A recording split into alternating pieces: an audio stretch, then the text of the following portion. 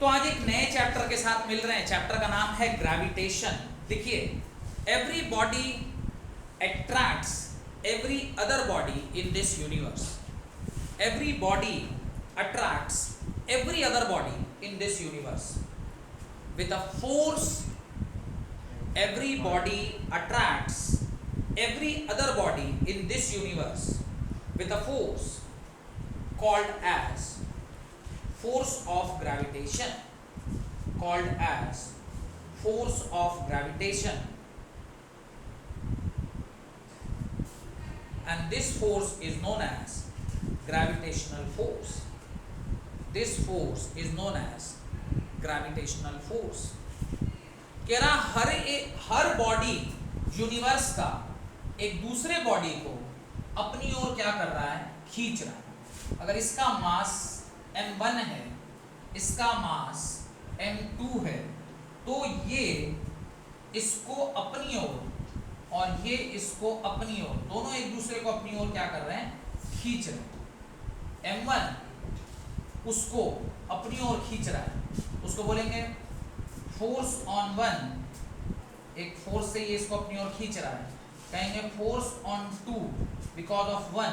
और m2 इसको अपनी ओर खींच रहा है, इसको लिखेंगे force on one because of two. तो ये दोनों आपस में एक दूसरे अपनी ओर खींच रहे हैं। और ये जो फोर्स है ये अट्रैक्टिव फोर्स है। कैसा फोर्स है? अट्रैक्टिव फोर्स है। और इसी अट्रैक्टिव फोर्स को आप क्या कहते हैं? ग्रेविटेशनल फोर्स कहा जाता है।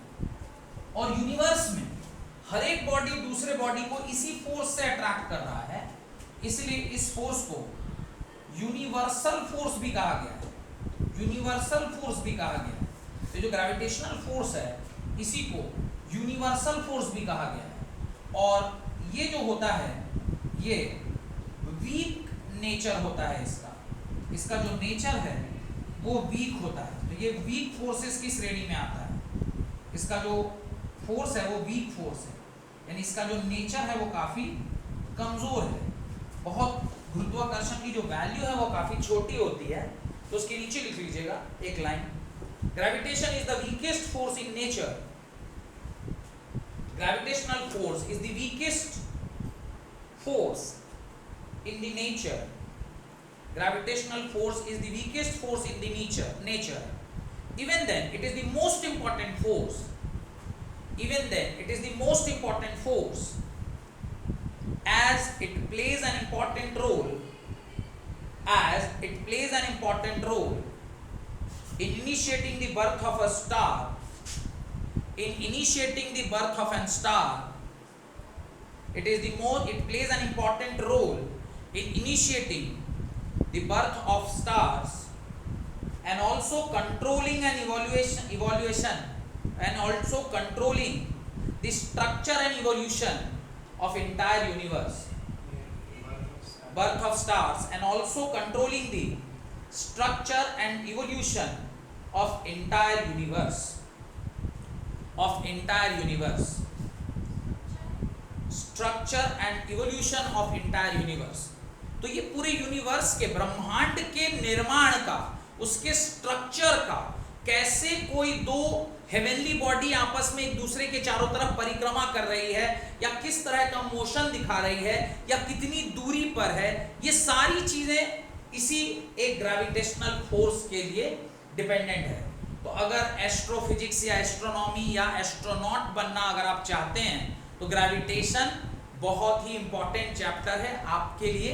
अगर आप इस फील्ड में अपना कैरियर बनाना चाहते हैं कि कैसे धरती पर, या इसरो में साइंटिस्ट बनना चाहते हैं, या डीआरडीओ में साइंटिस्ट बनना चाहते हैं, जहां पर आप अलग अलग रॉकेट लॉन्चर, सैटेलाइट्स, कैसे कोई सैटेलाइट्स को हम लोग ऑर्बिट में प्लेस कर देते हैं और वो किस प्रकार से उसके चारों तरफ घूमने लग जाती है, क्या ट्रेजेक्ट्री है। आपने एक पिक्चर भी आई थी थोड़े दिन पहले, मार्स मिशन, अगर ये सब आपने देखा होगा, मिशन मंगल है वही, मार्स मिशन या मिशन मंगल, तो वो सब पिक्चर अगर आप देखे होंगे तो थोड़ा सा उसमें दिखाया गया है कि कैसे जो एक हेवनली बॉडी जो है वो कैसे एक दूसरे हेवनली बॉडीज की ओर, या किसी स्टार को या किसी सैटेलाइट को कैसे आप उसके चारों तरफ डालते हैं, और क्या ट्रैजेक्टरी है एक प्लैनेट का दूसरे प्लैनेट की ओर।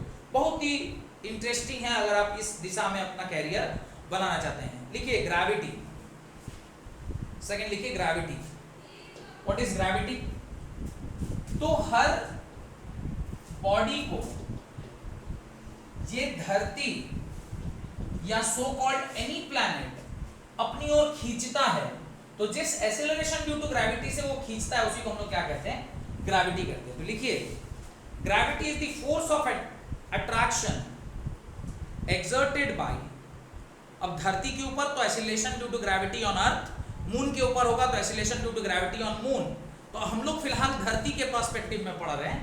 तो gravity is the force of attraction exerted bye earth on any body towards the centre of earth,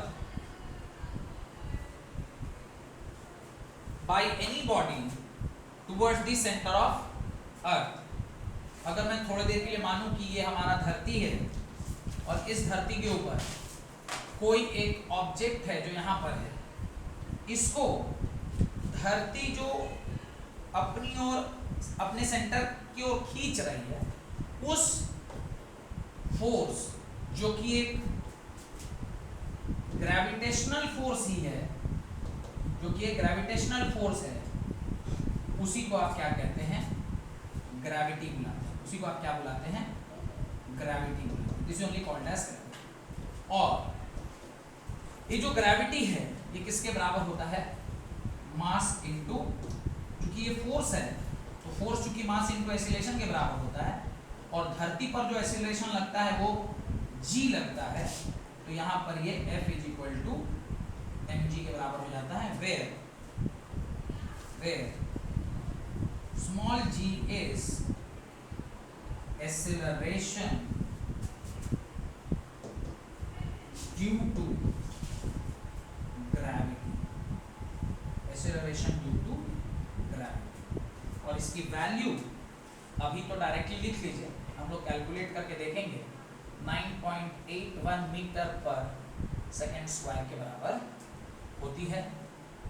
this is earth and this is an object above the earth.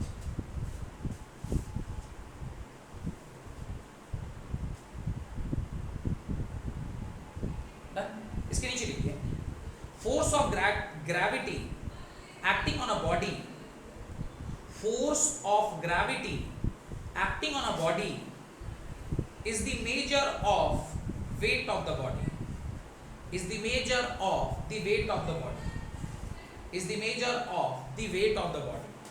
और इसीलिए हमने इसका वेट ही लिया था, जो वेट किसके बराबर होता है? मास इनटू ग्रेविटी के बराबर। और वही ग्रेविटेशनल पुल भी है, इसी को आप क्या कहते हैं?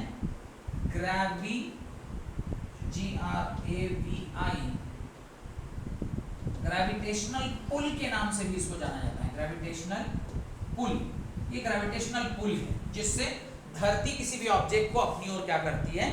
खींचती है। डन। देखिए acceleration due to gravity. When a body falls towards the surface of earth, ये देखिए एक्सेलरेशन ड्यू टू ग्रेविटी यहाँ लिखे ना g, अब इसी g का मतलब पढ़ रहे हैं। When a body falls towards the surface of earth, its velocity continuously increases. When the body falls towards the surface of the earth, its velocity continuously increases, and hence acceleration is produced in the body. Velocity is continuously increases, velocity continuously increases, and hence acceleration is produced in the body, called as acceleration due to gravity, called as acceleration due to gravity, called as acceleration. Hence acceleration is produced in the body, called as acceleration due to gravity. Full stop. Therefore acceleration due to gravity is the acceleration produced. Therefore acceleration due to gravity, therefore acceleration due to gravity is the acceleration produced. Acceleration due to gravity is the acceleration produced in the body falling freely, in the body falling freely under the gravitational pull of earth, under the gravitational pull of earth, it is denoted by small g, it is denoted by small g, g is equal to 9.81 meter per second square, g is equal to 9.81 meter per second square. It is a vector quantity, it is a vector quantity, g एक vector quantity भी है. It is independent of size and mass of the body. It is independent of size and mass of the body. It is independent of size and mass of the body. इसको size और मास से कोई लेना देना नहीं है. Whereas it depends upon height, depth, rotation and shape of the body. Height, depth, rotation and shape of the body. Next, free fall. Free fall क्या होता है? जब आप किसी एक हाइट वाले ऑब्जेक्ट से धरती की ओर बिना किसी नॉर्मल के गिरते हैं तो उसको क्या कहते हैं? फ्री फॉल कहते हैं. बहुत ऊंची बिल्डिंग से आप जमीन पर गिर रहे हैं तो रास्ते में जब आप थे तो आपका क्या हो रहा था?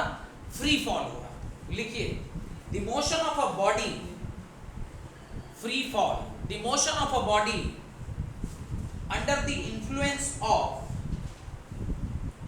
the motion of the body under the influence of gravity alone is called free fall. आपके ऊपर और कोई फोर्स काम नहीं कर रहा है, सिर्फ और सिर्फ एक फोर्स काम कर रहा है, दैट इज ग्रेविटी. और under the influence of gravity आप कंटिन्यूअसली नीचे की ओर आ रहे हैं, क्योंकि ग्रेविटेशनल फोर्स का काम है वो आपको toward the centre of earth क्या करता है? खींचता है, पुल करता है. तो चूंकि वो सेंटर ऑफ अर्थ की ओर पुल कर रहा है, उस टाइम जब आप किसी भी बहुत ऊंचे हाइट से गिरते हैं और धरती की ओर जो आ रहे हैं रास्ते में, और रास्ते में और कोई फोर्स नहीं है, सिर्फ एक ही फोर्स है, वो कौन है? ग्रेविटी है. उसी जो सिचुएशन है उसमें बॉडी को हम क्या कहते हैं? फ्री फॉल कहते हैं. डन. फ्री फॉल 100% जैसा दुनिया में फ्री फॉल जैसा तो कुछ नहीं, क्योंकि कोई बॉडी अगर ऊपर से गिर रहा है, सिर्फ एक फोर्स उसके ऊपर काम करे, ये तभी संभव है जब वो वैक्यूम में हो. क्योंकि जब आप ऊपर से गिर रहे होंगे तो एयर रेजिस्टेंस होगा जो आपको ऊपर की ओर धक्का लगा रहा होगा और आपका स्पीड कुछ रिड्यूस करेगा, कुछ हद तक कर देगा. पर एक्चुअल फ्री फॉल सिर्फ और सिर्फ कहां देखा जा सकता है? वैक्यूम में. तो हम लोग अगर किसी 10 तल्ला बिल्डिंग के छत से नीचे गिर रहे हैं तो एक्चुअली फ्री फॉल है नहीं. क्यों? क्योंकि एयर रेजिस्टेंस होगा, और air resistance is other force which is acting on a body. जबकि फ्री फॉल का मतलब है सिर्फ और सिर्फ कितना फोर्स काम करना चाहिए? Only a single force acting on a body, और दैट इज ग्रेविटेशनल पुल. तो लिख दीजिए वहां नोट डाल के, actual free fall only can occur in vacuum. Actual free fall can only occur in vacuum.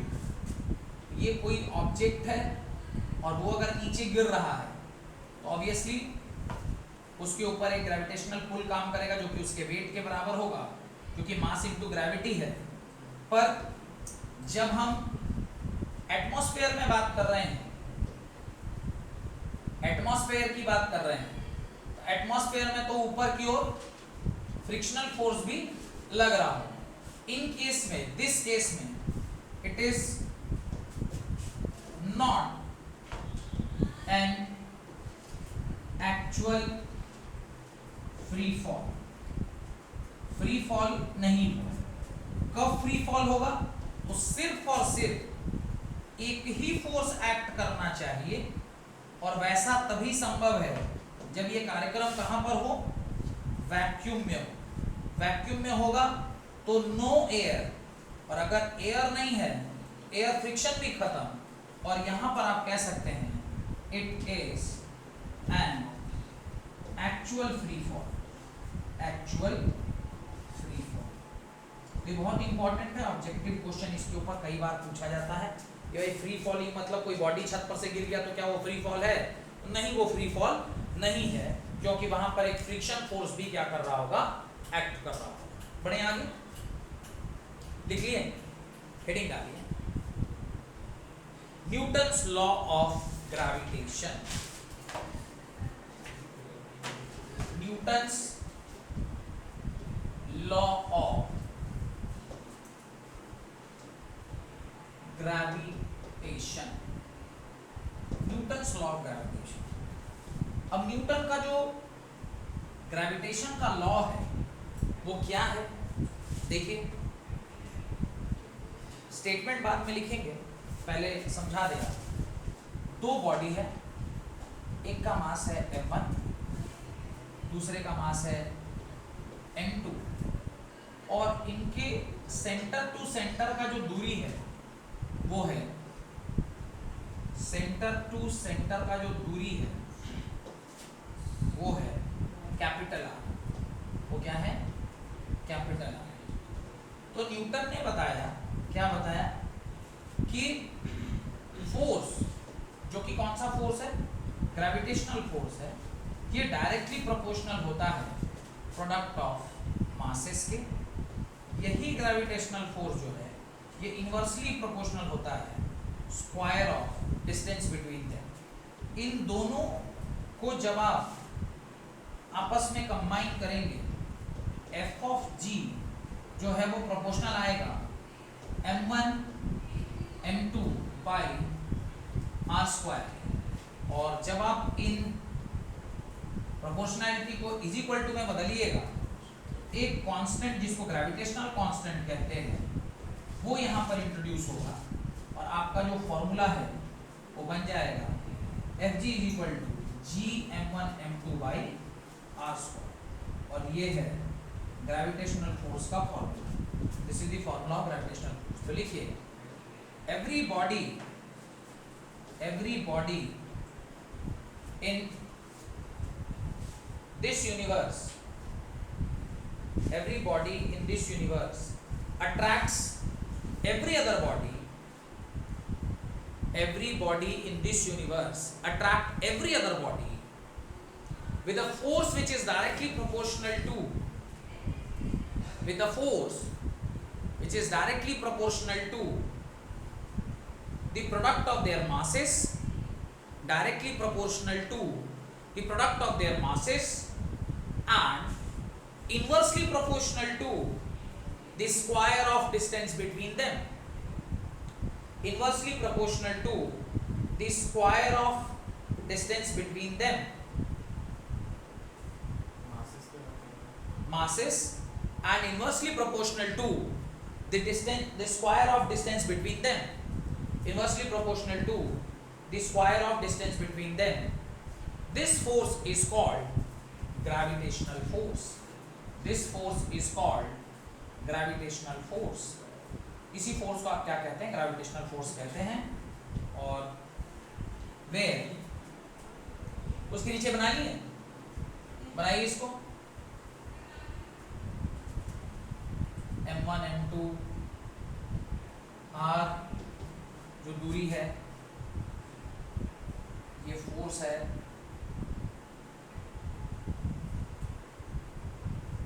लिखिए, where capital G is called as universal gravitational constant. Gravitational constant, और इसकी value होती है G is equal to 6.67 capital G की value है 6.67 into 10⁻⁻11 newton metre square KG square inverse, newton metre square KG square inverse.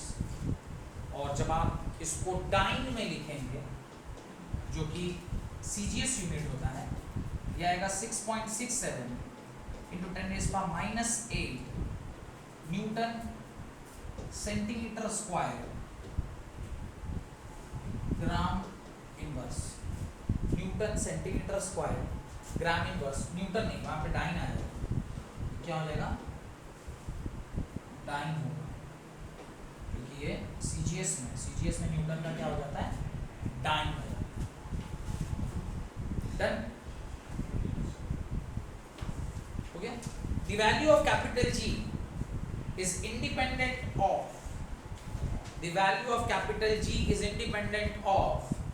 nature and size of the body.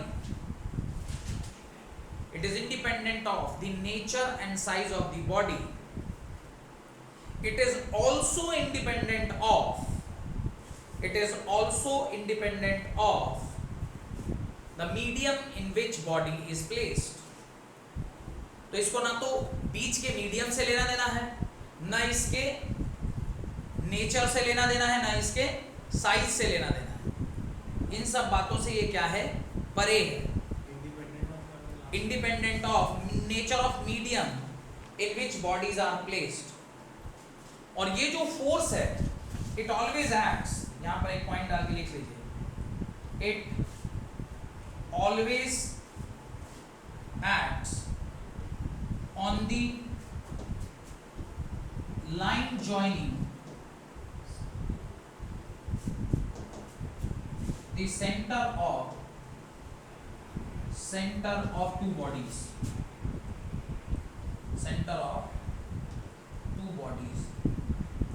line joining the center of two bodies। दो bodies के centre पे जो line join हुआ है उसी के cross ये क्या करता है काम करता है। Done. Heading Newton's law of gravitation in vector form. ये तो नॉर्मल था, अब हम लोग इसमें पढ़ना है वेक्टर फॉर्म, या डायरेक्टली लिख दीजिए vector form of gravitational law, vector form of gravitational law, vector form of gravitational. अभी वेक्टर फॉर्म में इसको लिखना है, ध्यान से देखिएगा, ये सब डेरिवेशन एग्जाम में आता है, अच्छे से देखिए ताकि गड़बड़ी ना करिए, गड़बड़ी ना हो आपसे एग्जाम में। ये सब डेरिवेशन एग्जाम में आता है, very frequently they are asking this, उसको ध्यान से देखिए। कैपिटल आर यूज किए तो कैपिटल आर ही रखते हैं। और मैंने आपसे कहा था कि इसके ऊपर एक फोर्स काम करता है जो इसको अपनी ओर खींच रहा है और वो इसको अपनी ओर, तो ये उसको इधर की ओर खींचता है, तो इसके ऊपर एक फोर्स काम करता है, force on one because of two, और ये इसको इधर खींच रहा है, इसके ऊपर एक फोर्स काम करेगा, force on two because of one. सही बनाया कि गलत बना दिया? सही बनाया? नहीं, गलत बना दिया, रिपल्सिव हो गया। इसको कैसा बनना चाहिए? अट्रैक्टिव बनना चाहिए ना, अट्रैक्टिव फोर्स। तो ये आर है, इसके ऊपर एक फोर्स काम करेगा, यह आएगा force on one because of two, और इसके ऊपर एक फोर्स काम करेगा, force on two because of one. लिखा आपने पहले भी यही था, इसको इधर लिख दिए थे और इसको उधर लिख दिए थे, शायद पता नहीं। अब देख लीजिए, अब इन दोनों के बीच में जो दूरी है इसको आर कैप मान रहे हैं, या आर वेक्टर मान रहे हैं। क्या है? आर वेक्टर क्या आर कैप। अब कैपिटल आर तो यहां से यहां की दूरी थी, आर कैप क्या है उसका यूनिट वेक्टर। तो अब इस आर वेक्टर को दोनों के रेस्पेक्ट में जब अलग अलग देखेंगे, दोनों के रिस्पेक्ट में जब अलग अलग देखेंगे तो यहाँ पर एक वेक्टर आएगा, उसका नाम होगा r12 क्या, और यहाँ जो वेक्टर होगा उसको बोलेंगे r21 क्या। इतना पहले आप अपनी कॉपी में डायग्राम बना लीजिए, फिर हम लोग आगे लिखते हैं।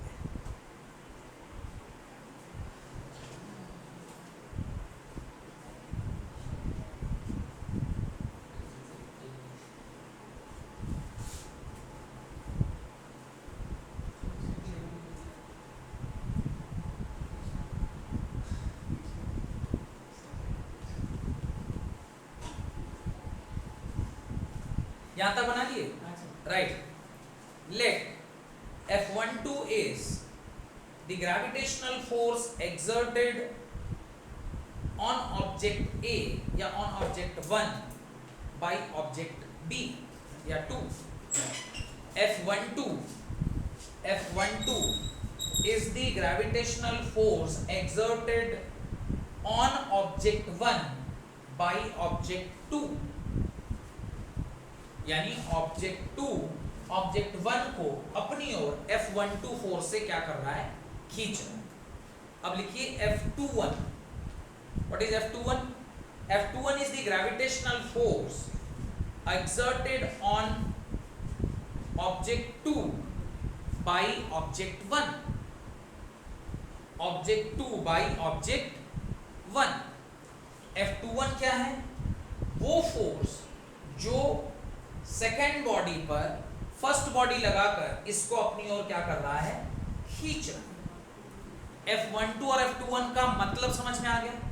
Force exerted on 1 because of 2 is force 12 and force on 2 because of 1 is force 20।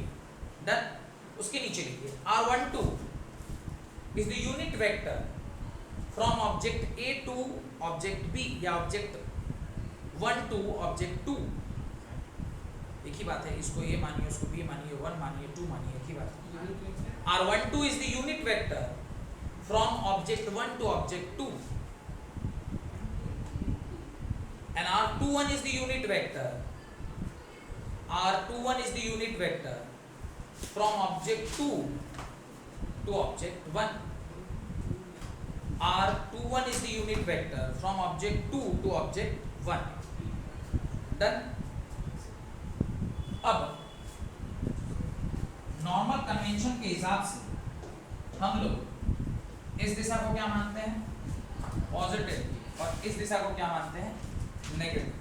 तो अब अगर मैं F12 लिख रहा हूं, F12 पहले मैं चलिए वेक्टर के फॉर्म में F12 इज इक्वल टू क्या लिखेंगे, G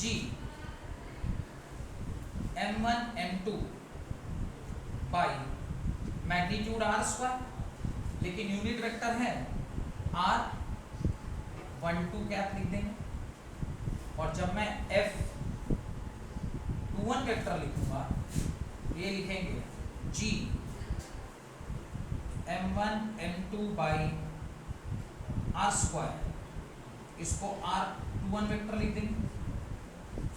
बार बार चूंकि स्मॉल r लिख रहे हैं तो आप यहाँ पर भी ना स्मॉल r कर ही लीजिए, नहीं तो बाद में कंफ्यूज होगा, सर स्मॉल r कहाँ से आ गया, पॉजिटिव r होना चाहिए, कैपिटल होना चाहिए। डन। यहाँ तक कोई डाउट है तो बोलिए, बढ़े आगे। अब R12 and R21 are actually equal to R only। इसका मैग्नीट्यूड ये R के बराबर। R मतलब distance between two bodies, distance between two bodies, ये पक्की बात है, पर मैग्नीट्यूड वाइज। लेकिन जैसे ही आप इसको वेक्टोरियली लिखिएगा, इन दोनों में एक छोटा सा नेगेटिव चार्ज इंट्रोड्यूस हो जाएगा। कारण R12 इधर है और R21 इधर है, दोनों का मैग्नीट्यूड तो R के बराबर ही है, लेकिन एक का डायरेक्शन इस तरफ है तो एक का डायरेक्शन इधर है, और डायरेक्शन अपोजिट होने का मतलब है कि उसके बीच में एक नेगेटिव साइन जरूर इंट्रोड्यूस हो। यहाँ तक कोई डाउट है तो पूछिए। नहीं? हाँ,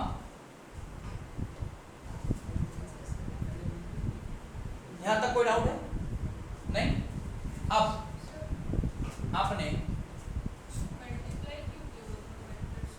किसको? मतलब वो R12 और R21 मल्टीप्लाई किससे मल्टीप्लाई किए?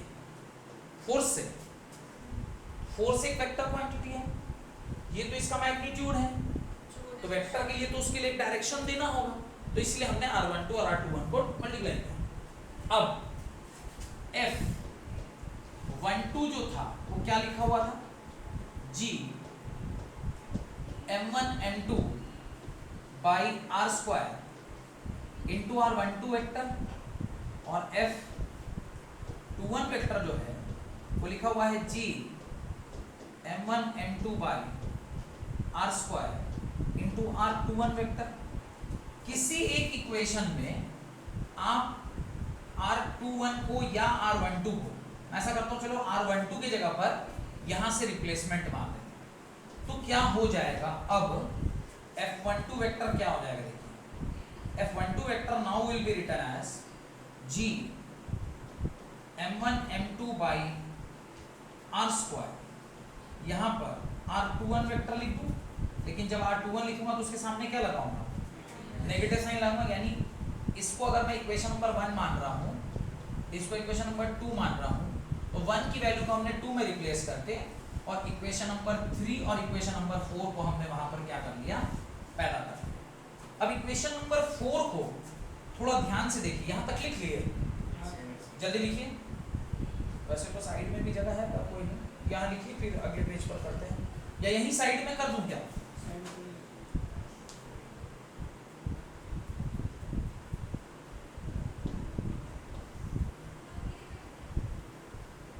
इसको यहाँ साइड, अब देखिए यहाँ पर ध्यान से देखिएगा, F12 vector can now be written as minus of G M1 M2 by R square into R21 vector.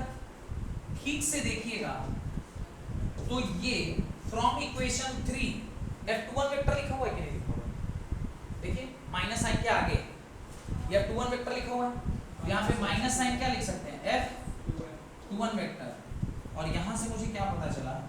यहाँ से मुझे पता चला कि F12 वेक्टर जो है वो F21 वेक्टर के एग्जैक्टली अपोजिट है। ये हमें यहाँ से पता चला कि F21 वेक्टर और F12 वेक्टर F12 के अपोजिट है, और मैग्नीट्यूड वाइज अगर देखें F12 vector is equal to F21 vector is equal to F है के, और F किसके बराबर है? F is equal to G M1 M2 by R square. और यहीं से हमें पता चलता है ये जो दोनों फोर्स हैं वो इक्वल और अपोजिट काम कर, क्यों? ये दोनों के सामने दोनों वेक्टर है, दोनों का मैग्नीट्यूड सेम है बट डायरेक्शन अपोजिट। यहीं से हमें पता चला कि the gravitational force between two bodies are equal in magnitude but opposite in direction. यहाँ तक अगर लिख लिए तो उसके नीचे एक स्टेटमेंट लिखिए, the gravitational force between two bodies are equal in magnitude but opposite in direction.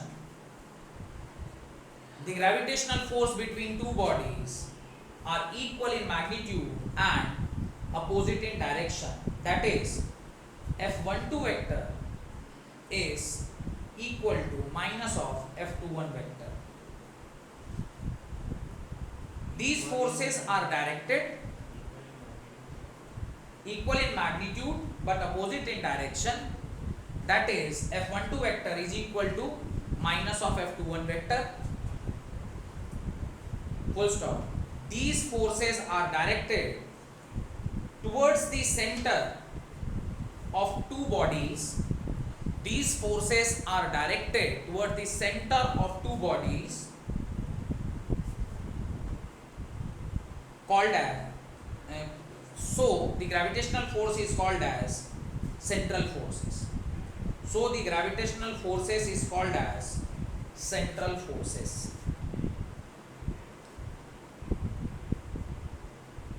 Done?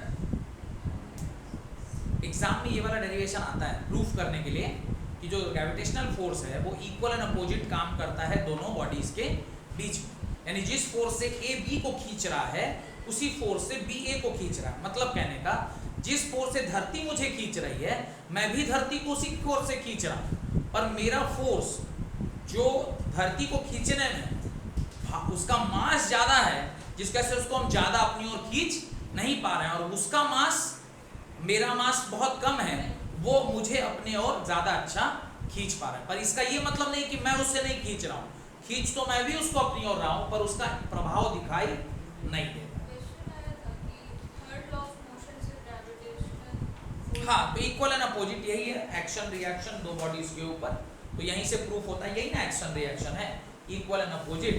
Important characteristics of gravitational force, right, important characteristics of gravitational force, तो एग्जाम में ये सब पूछता है, इसको ध्यान रखना है। Important characteristics of gravitational force, point number 1, वैसे तो कुछ पॉइंट इसमें से हम लोग लिखे हुए हैं, पर फिर भी दोबारा लिख लीजिए। The force is independent of nature of intervening medium, this force is independent of the nature of intervening medium, मतलब दोनों बॉडीज के बीच में कौन सा मीडियम है, इससे उसको कोई लेना देना नहीं है। The force is independent of the nature of intervening medium. Point number 2, gravitational force between two bodies is conservative force, gravitational force between two bodies is conservative force, तो gravitational force दो बॉडीज के बीच में कैसा है, conservative nature का है, कैसा है, कंजर्वेटिव नेचर का है, कंजर्वेटिव फोर्स बोलते हैं उसको। पॉइंट नंबर 3, कंजर्वेटिव फोर्स मतलब बताया था ना, the force which do not depend upon the path, it only depend upon the initial and final position, बताए थे कंजर्वेटिव फोर्स पिछले चैप्टर में। Next, the gravitational force between two bodies, the gravitational force between two bodies acts along the line joining the center of two bodies, along the line joining the center of two bodies, and hence is called as central force, along the line joining the center of two bodies, and hence is called as central force,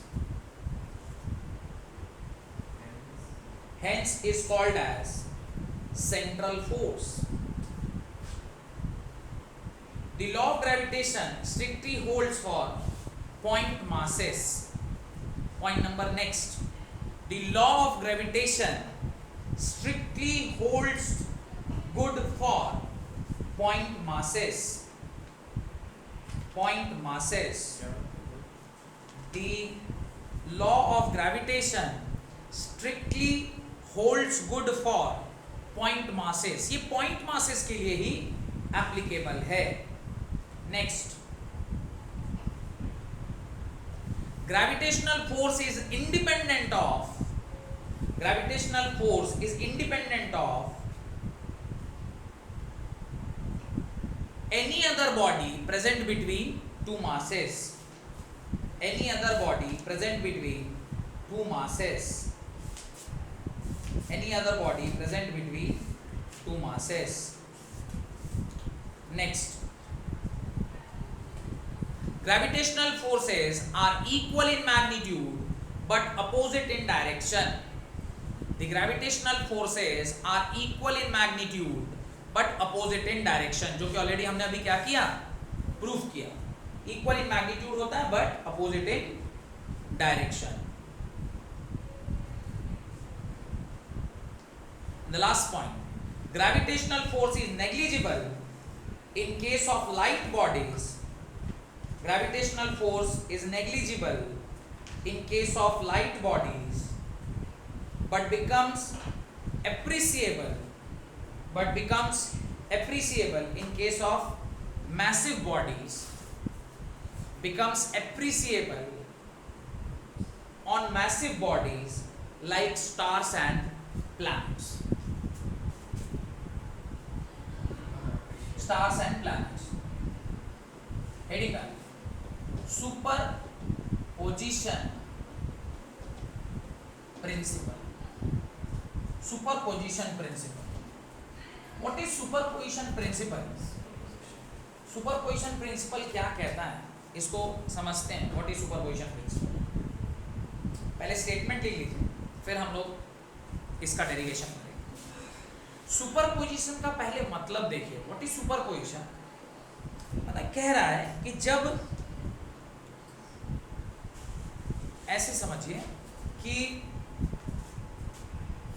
ये कोई मास है, ये कोई body है जिसका mass capital M है, यहां पर एक छोटा बॉडी है जिसका मास M1 है, यहां मान लीजिए एक और बॉडी है जिसका मास M2 है, यहां एक तीसरी बॉडी है जिसका मास M3 है, इधर कोई एक और बॉडी है जिसका मास M4 है, और ऐसे यूनिवर्स में अनगिनत बॉडीज रखी हुई है। अब हमारे धरती के साथ ही इसको आप कंपेयर करिए। मान लीजिए कि ये धरती है, थोड़ी देर के लिए मानिए कि ये वेनस है, ये मर्क्यूरी है, ये मार्स है, ये जुपिटर है। ऐसे पता नहीं ब्रह्मांड में कितने बॉडीज हैं, बहुत सारी बॉडीज हैं, और सबका अर्थ के साथ एक फिक्स्ड दूरी है, सबका अर्थ के साथ एक फिक्स्ड दूरी है। क्या दूरी है?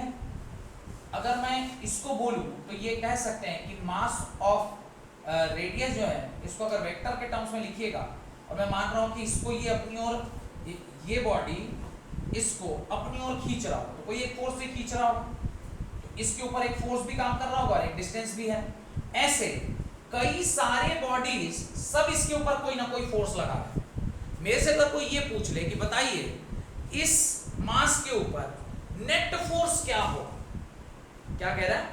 इस मास के ऊपर net gravitational force because of all the bodies present in the universe क्या होगा, उसको निकालने के लिए जो सिद्धांत यूज करते हैं उसको क्या कहते हैं? Superposition principle. समझ में कि इस बॉडी के ऊपर पूरे यूनिवर्स में जितनी भी गैलेक्सीज हैं, जितनी भी प्लैनेट्स हैं, जितने भी स्टार्स हैं, उन सब की वजह से इसके, क्योंकि इसका पोजीशन तो सारे फोर्सेस का रिजल्टेंट डिसाइड करेगा ना कि कहां पर रहेगा ये, तो ये जहां कहीं भी है उस पर ग्रेविटेशनल लॉ इक्वली वैलिड होगा। तो ग्रेविटेशनल लॉ को अगर वहां वैलिड रहना है तो ये सुपरपोजिशन प्रिंसिपल इसके ऊपर लागू होना चाहिए। तो वही सुपरपोजिशन प्रिंसिपल की परिभाषा हम लोग लिख रहे हैं। तो right, it states that gravitational force between two masses, it states that gravitational force between two masses act independently and is not influenced by and is not influenced by the presence of other body. It not influenced by the presence of other body. तो अभी आपने देखा कि इसको किसी दूसरे body से कोई लेना देना नहीं है, इसको किसी दूसरे बॉडी से कोई लेना देना नहीं है। अब इसके ऊपर अगर इसके वजह से फोर्स निकालेंगे तो लिखो F1, इसके वजह से फोर्स निकाल लिखे F2, इसके वजह से निकालें F3, इसके वजह से F4, F5 dot dot dot dot Fn, और सारे फोर्सेस का जो समेशन होगा, क्योंकि फोर्स कैसी क्वांटिटी है? वेक्टर क्वांटिटी, स्केलर क्वांटिटी, तो वेक्टोरियल एडिशन करेंगे और उससे जो रिजल्टेंट निकल के आएगा वही इस बॉडी के ऊपर नेट फोर्स रहेगा। और ये हम ऐसा क्यों कर पा रहे हैं? क्योंकि कैरेक्टरिस्टिक्स के आप पॉइंट नंबर लास्ट पॉइंट पे जाइए, वो लिखा है, नहीं लास्ट से एक पॉइंट पहले, फिफ्थ पॉइंट पे आप देखिए, उसने कहा है कि दो बॉडीज के बीच में जो फोर्स एक्ट करता है उसको किसी तीसरे बॉडी के प्रेजेंस से कोई लेना देना नहीं। एक पॉइंट लिखा हुआ है, तो यानी इन दोनों के बीच में क्या फोर्स है उससे इसको मतलब नहीं, इन दोनों के बीच में क्या फोर्स है उससे बाकियों को मतलब नहीं, इन दोनों के बीच में क्या फोर्स है इससे बाकी को मतलब नहीं। यही कारण था कि आपने इसको सुपरपोजिशन प्रिंसिपल से क्या कर लिया? सॉल्व कर लिया। अगर एक दूसरे को इन्फ्लुएंस करेगा तब आप सुपरपोजिशन प्रिंसिपल नहीं लगा सकते। इसीलिए सुपरपोजिशन प्रिंसिपल की पहली लाइन कह रहा है, it states that the gravitational force between to masses acts independently between any two masses. उसको किसी थर्ड मास के प्रेजेंस से कोई लेना देना नहीं, और ऐसा जहां कहीं भी होगा चार्ज पर हो जाएगा तो तुम सुपरपोजिशन में चार्ज पर भी सुपरपोजिशन लगा सकते हो, मैग्नेट पर होगा तो सुपरपोजिशन मैग्नेट में भी लग सकता है। जहां कहीं भी ऐसे सिचुएशन अराइज होगा आप वहां पर इसको यूज कर सकते हैं, full stop. Hence the resultant gravitational force on a point mass, hence the resultant gravitational force due to a point mass, due to any number of point masses around it, due to any number of point masses around it, gravitational force on a point mass due to any number of point masses around it is a vector sum of gravitational force, is a vector sum of gravitational force acting on the point mass, is the vector sum of gravitational force on the point mass by all the other point masses, by all the other point masses, जिसका मतलब होता है कि आप इसके बगल में एक पॉइंट लिख सकते हैं, क्या लिखिएगा, F resultant is equal to vector sum of all the forces F1 plus F2 plus F3 plus Fn। सारे वेक्टर का जो रिजल्टेंट है वही इसके ऊपर नेट फोर्स काम करेगी। ये डायग्राम बना के ये लिख दीजिए, और इसी को आप क्या लिखेंगे, F R vector is equal to summation of F I goes from 1 से लेकर n तक। ये क्या हो गया, ये सुपरपोजिशन प्रिंसिपल का फॉर्मूला। जल्दी जल्दी लिखिए, फिर हम लोग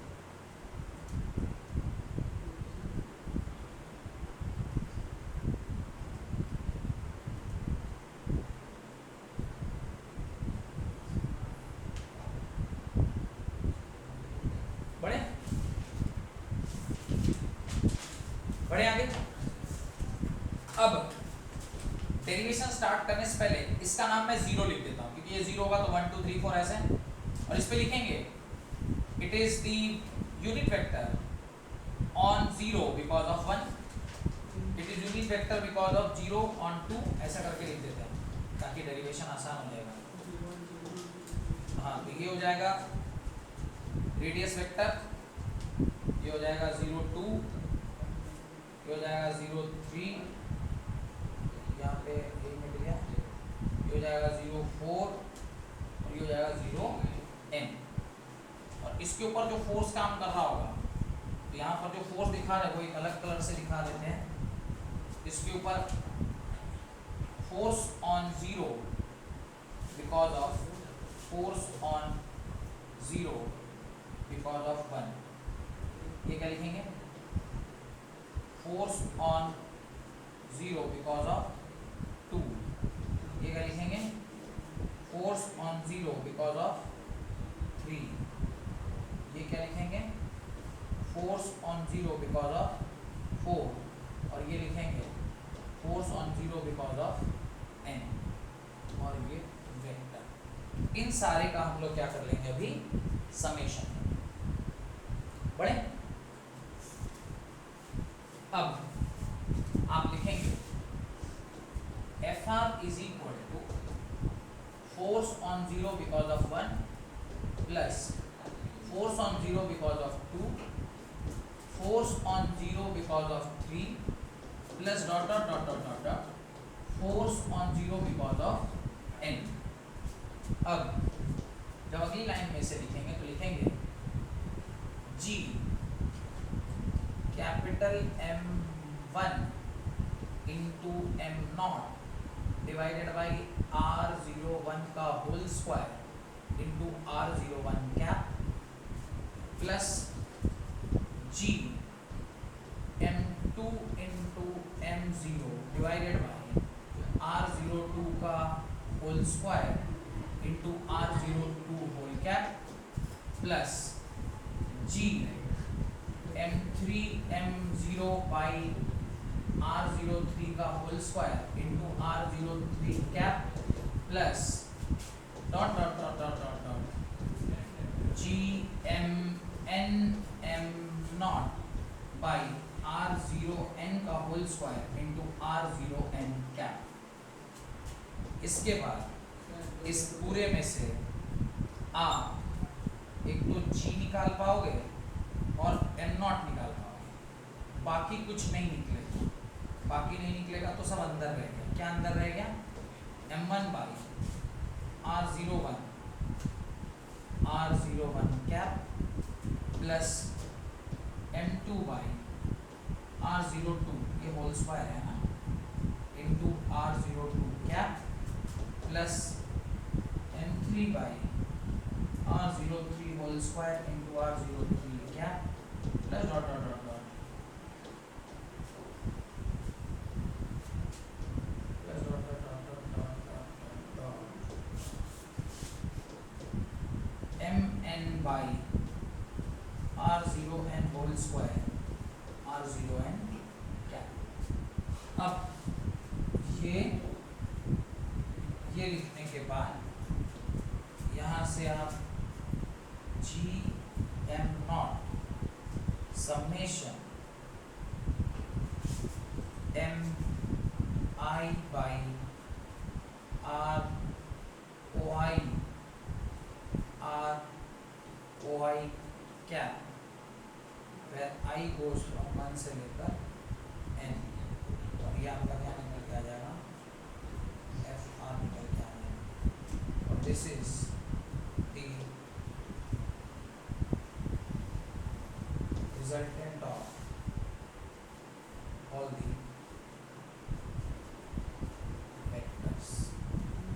vector sum of all the, ये आपका एक्सप्रेशन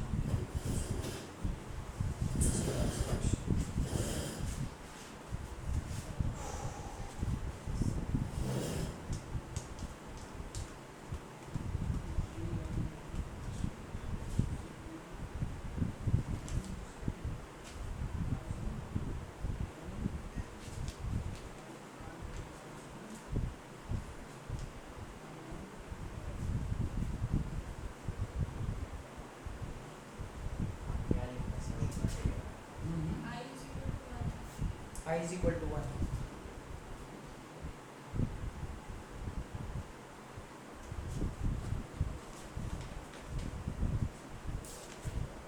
बढ़े आगे।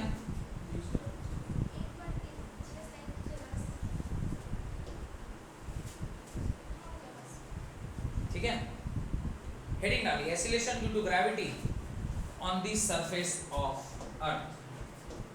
Acceleration due to gravity on the surface of earth, ये ऑलरेडी हम लोग लिख चुके हैं इसकी वैल्यू। अब कैलकुलेट करना है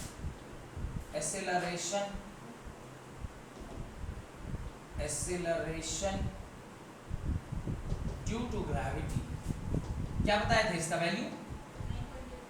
9.81 on surface of earth, surface of अर्थ के सरफेस पर एक्सेलरेशन ड्यू टू ग्रेविटी क्या होती है? वैल्यू पता है हम लोगों को, इसका क्या करना है? डेरिवेशन करना है कि कैसे डिराइव होगा कि धरती के सरफेस पर एक्सेलरेशन ड्यू टू ग्रेविटी क्या है। लिखिए, let us consider earth to be an sphere of mass capital ME। let us consider let us consider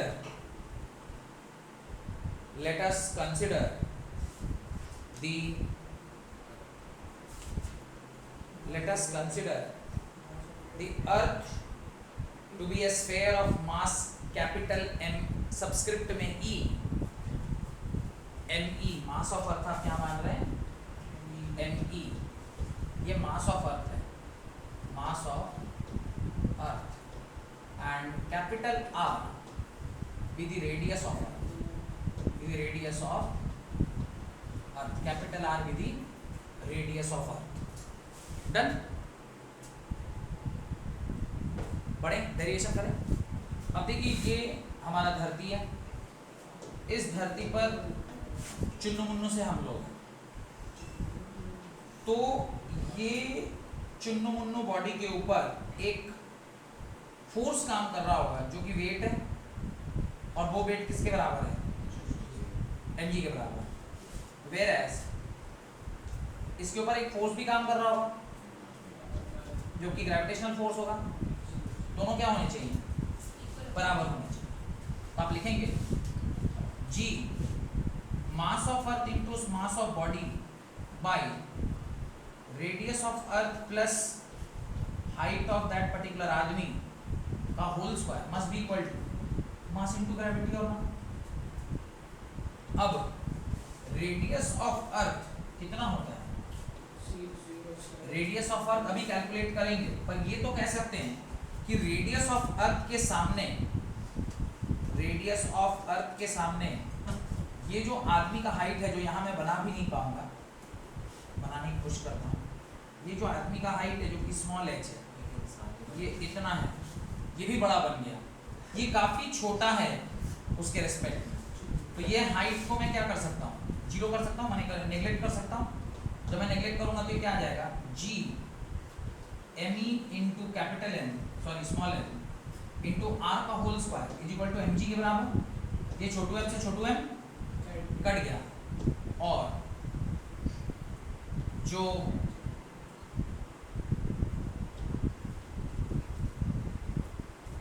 gravity का फॉर्मूला निकल के आ रहा है वो क्या आ रहा है, G is equal to G M E by R square.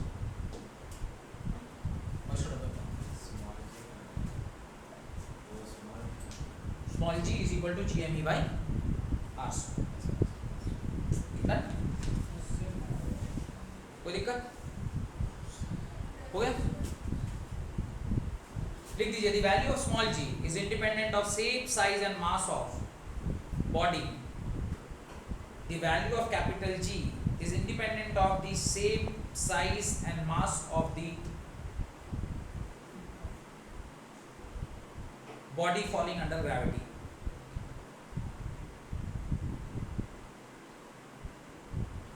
और यहां से हमें क्या पता चलता है, जब आप ये सारी वैल्यूज पुट करेंगे, क्या क्या पुट करेंगे,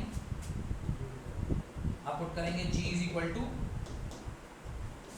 टू आ गया G M E by R square.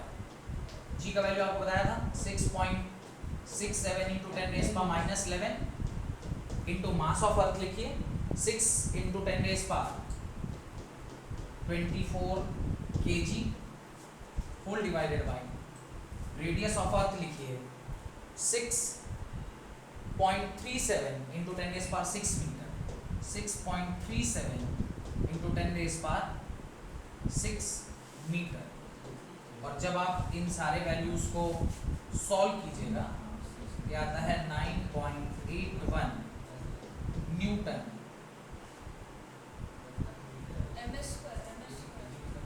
Metre पर सेकेंड स्क्वायर, मीटर पर सेकेंड स्क्वायर। और ये जी की वैल्यू आपकी निकल गई।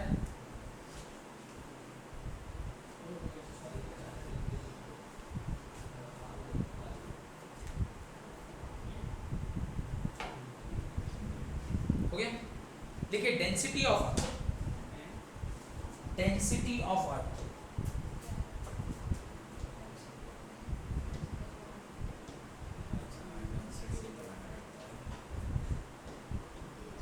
डेंसिटी ऑफ अर्थ हेडिंग डालिए, डेंसिटी ऑफ अर्थ। अर्थ की क्या डेंसिटी है, अर्थ की क्या डेंसिटी है, density of earth is given by rho that is equal to mass by volume, mass by volume. Mass can be written as me whole divided by, क्योंकि आपने वहां लिखा है let us consider the earth to be a sphere of mass me, तो 4/3 pi r cube होगा। Rho is equal to capital M whole divided by, sorry 3 times capital M is equal to 4 pi R cube. अभी थोड़ी देर पहले आपने देखा G is equal to होता है GME by are के बराबर। तो यहाँ से क्या मैं ME निकालूंगा तो वो capital small g into R by capital G होगा नहीं होगा। इसकी वैल्यू को यहाँ से कहाँ पुट कर रहे हैं, यहाँ पुट कर रहे हैं। यहाँ पुट करिएगा तो क्या होगा, rho is equal to thrice of G into capital R whole divided by capital G into 1/4 pi R cube के बराबर। किसको किसको काट दीजिएगा, ये आर को ये आर 2 से कट जाएगा, ये 2 बच जाएगा।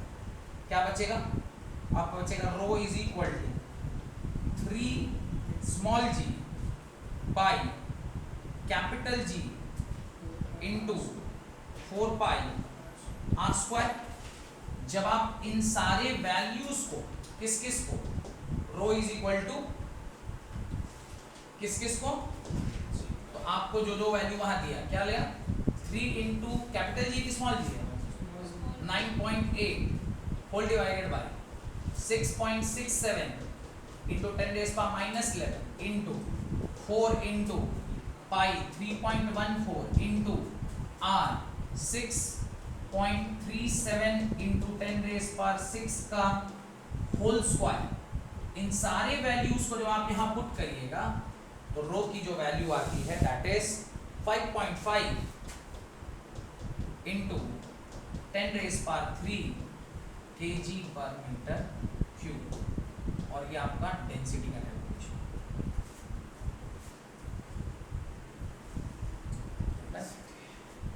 Density of what, density of earth, density of earth, density of earth. Done. उसके नीचे एक लाइन ऐड कर दीजिए, in fact the density of earth is not uniform, the density of earth is not uniform.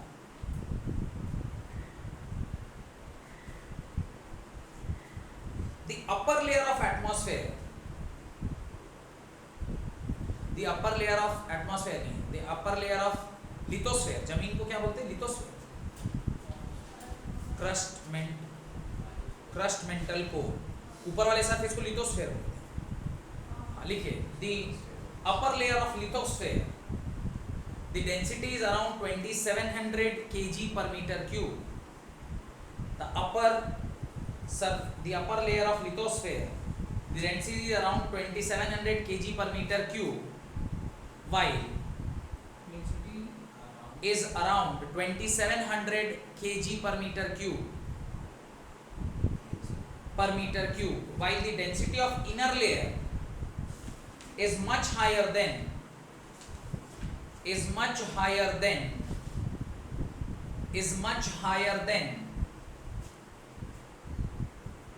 the average value of 5500 kg per meter cube, much higher than the average density of 5500 kg per meter cube. Done?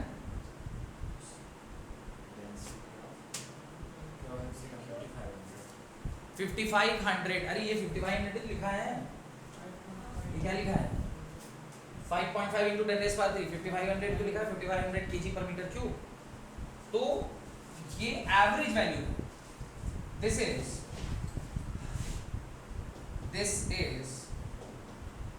the average density of earth, average density of earth, the average density of earth, that is equal to 5500 kg per meter cube. Heading line, variation of gravity,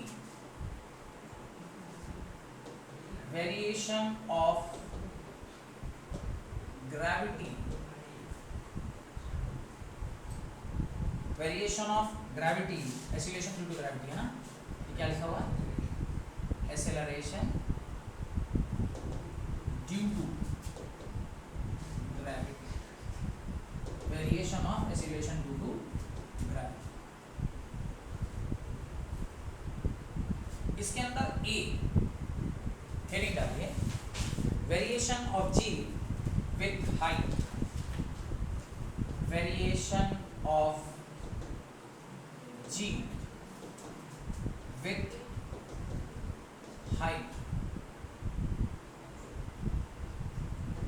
variation of G with height.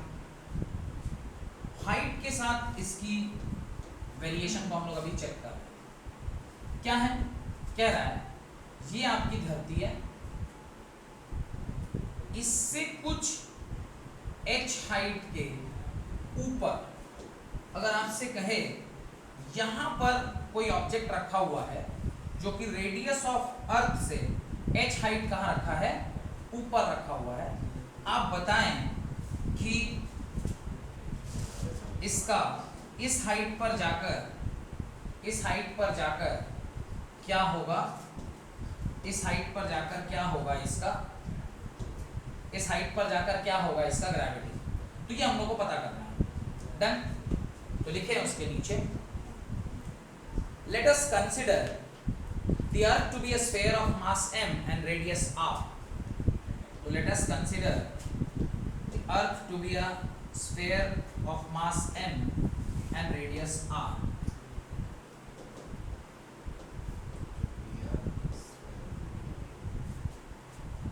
Let us consider the earth to be a sphere of mass m and radius r.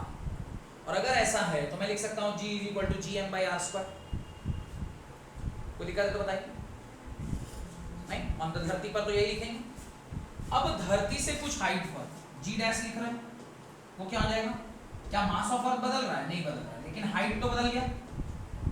तो पहले भी ये height आदमी का height था, पर आदमी के हाइट को हम नेग्लेक्ट कर दिए, पर यहाँ पर हम हाइट को नेग्लेक्ट नहीं कर रहे, क्यों मान रहे हैं 100, 200, 300 किलोमीटर ऊपर की बात हो रही है। तो हम यहाँ पर उसके हाइट को 6400 किलोमीटर इसका रेडियस होता है, तो 6400 किलोमीटर है और वहां पे मानिए 400-500 किलोमीटर की बात हो रही है, नेग्लेक्ट।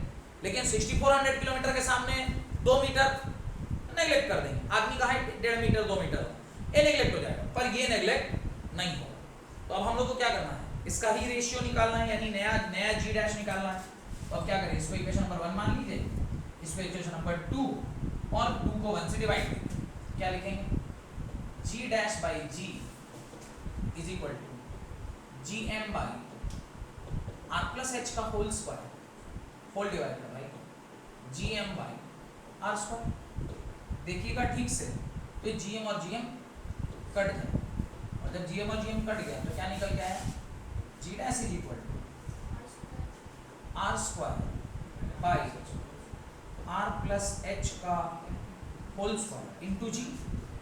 यहाँ से g dash is equal to r by r plus h का होल स्क्वायर इंटू g निकल के आ गया। यहाँ तक कोई डाउट है तो पूछिए, यहाँ तक कोई डाउट है तो पूछिए। नहीं, अब नीचे वाले से मैं जानबूझ के क्या निकाल ले रहा हूँ, g dash is equal to g times ऊपर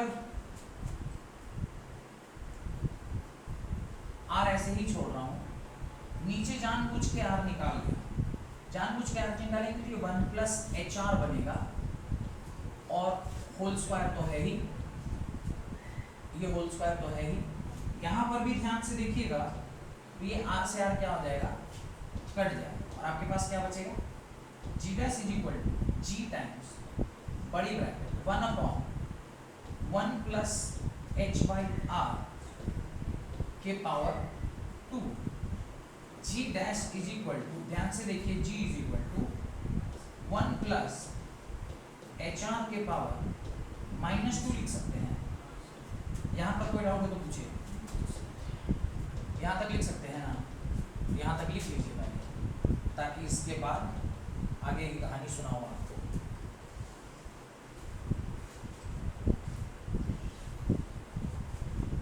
और इसको मेरे ख्याल से ना डब्बे में भी बंद कर लेना चाहिए, क्योंकि ये भी एक फॉर्मूला ही है बिफोर बाइनोमियल एक्सपेंशन। इसके बाद हम लोग क्या लगाएंगे, बाइनोमियल एक्सपेंशन लगाएंगे, यानी बाइनोमियल थ्योरम से उसको एक्सपैंड करेंगे। बाइनोमियल थ्योरम से इसको एक्सपैंड करेंगे। बढ़े आगे।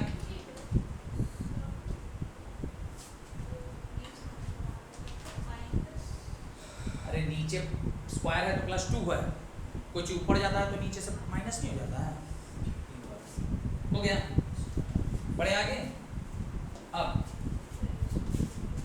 अब h अगर छोटा होगा r से तो 1 प्लस h/r में जो ये क्वांटिटी होगी ये भी नेग्लेक्ट करी जा सकती है, या बाइनोमियल एक्सपेंशन में जब आप ऐसा लिखते हैं तो इसको 1 प्लस n इंटू h/r ऐसा आप लिख सकते हैं। कब लिख सकते हैं? जब h जो है वो ऐसा है। इस हिसाब से आपने भी क्या लिखा, g dash is equal to g times 1 plus h/r के पावर -2।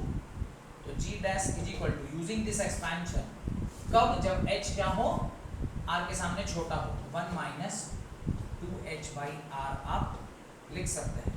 और g dash g 1 minus 2h/r के बराबर हो जाएगा।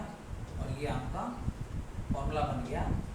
और ये फॉर्मूला याद रखिएगा तभी बना है where h is छोटा देन r। और वो वाला फॉर्मूला कब? where you cannot neglect h with respect to r। और 100 किलोमीटर के अंदर, यहाँ से 100 किलोमीटर ऊपर आप कौन सा लगाएंगे? ये वाला। 200 300 400 किलोमीटर होगा तो कौन सा लगाएंगे? वो वाला। डन।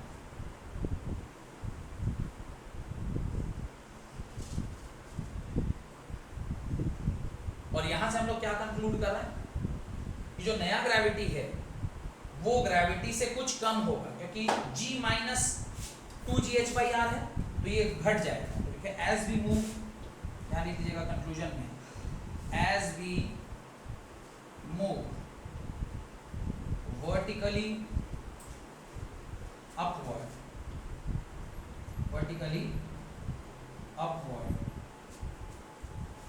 the gravity, मतलब acceleration to the gravity decreases। पर ये लीनियरली डिक्रीज कर रहा है या स्क्वायरली डिक्रीज कर रहा है? ये लीनियरली डिक्रीज करता है या स्क्वायरली डिक्रीज करता है?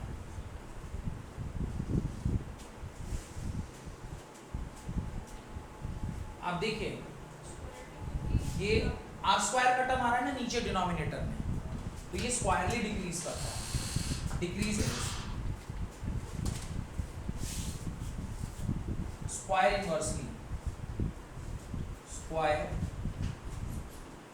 इनवर्सली,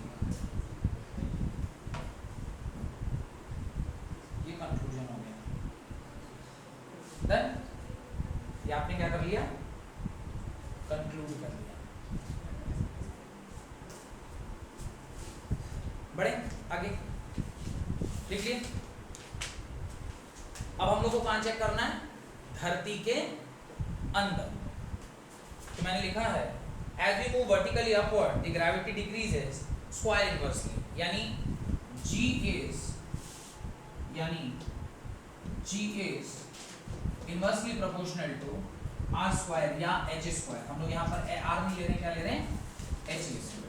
तो ये स्क्वायरली क्या करता है, जैसे जैसे आप हाइट बढ़ाइएगा ये स्क्वायरली क्या होता जाएगा? बढ़ता जाएगा। डन। बढ़े आगे। अब ए जो पढ़ लिए थे अब उसका क्या पढ़ रहे हैं? बी पढ़ रहे हैं।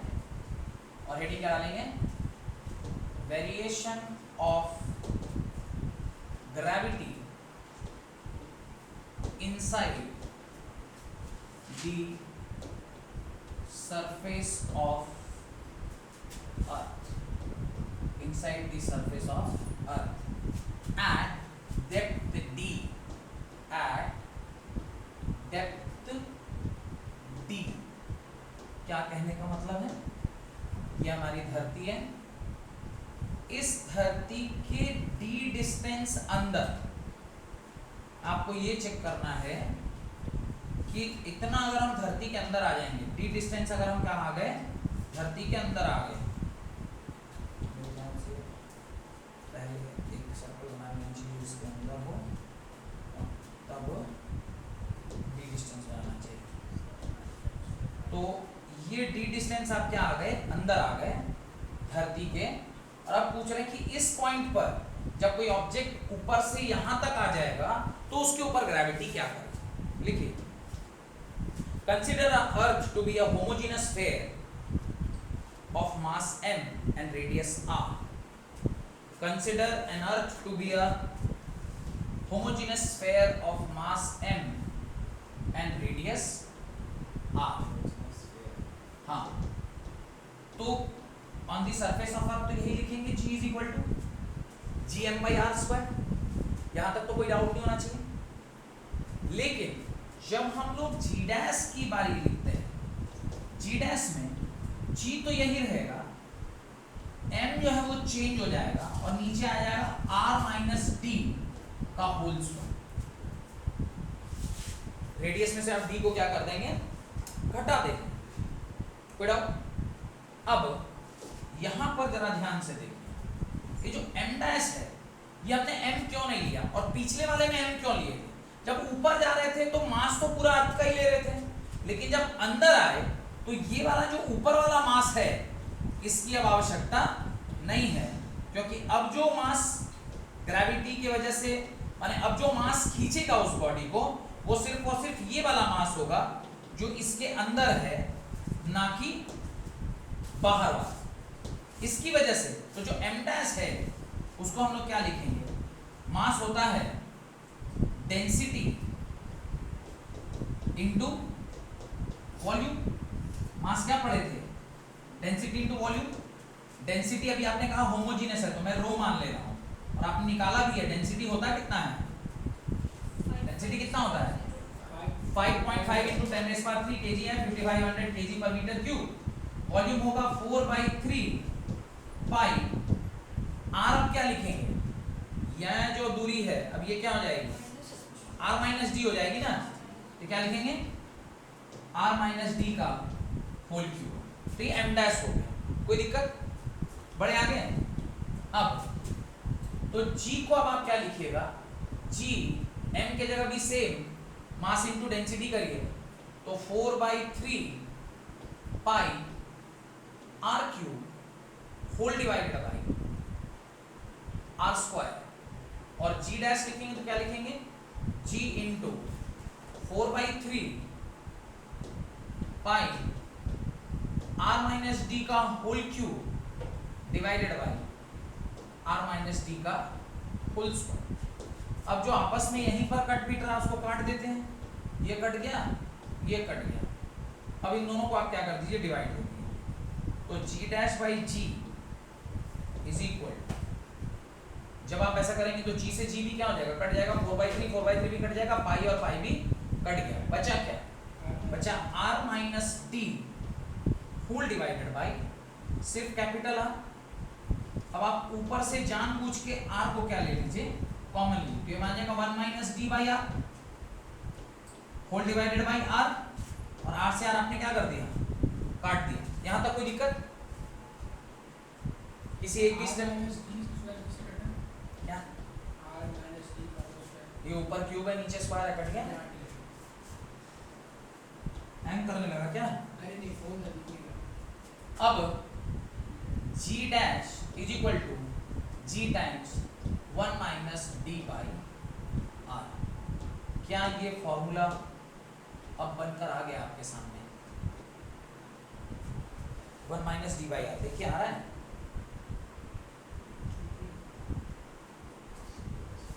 डन।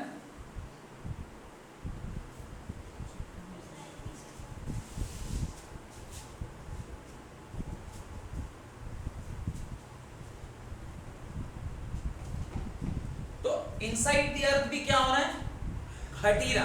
ठीक से देखिए, इनसाइड द अर्थ भी क्या हो रहा है, घट रहा है। यहां से भी क्या कंक्लूड कर रहे हैं, यहां से भी क्या कंक्लूड कर रहे हैं, the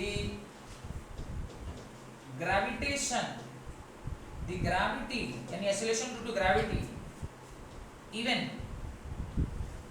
decreases when we move inside the surface of earth, inside the surface of earth।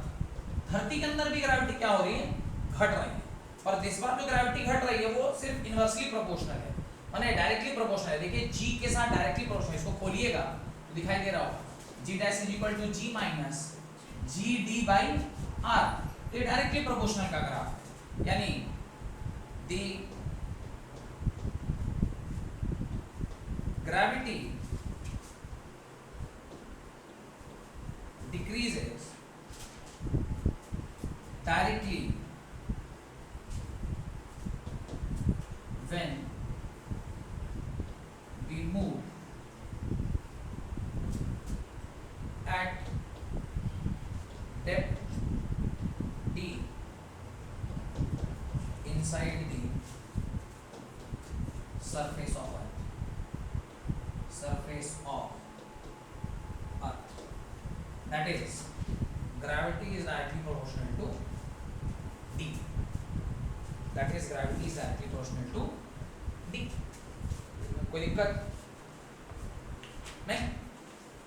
अब ग्राफ बनाएंगे आर वर्सेस ग्रेविटी का, जो कि लास्ट टॉपिक है। अब हम लोग क्या बना रहे हैं, ग्राफ बना रहे हैं किसका किसका, ग्रेविटी वर्सेस रेडियस का, ग्राफ बिटवीन हाइट,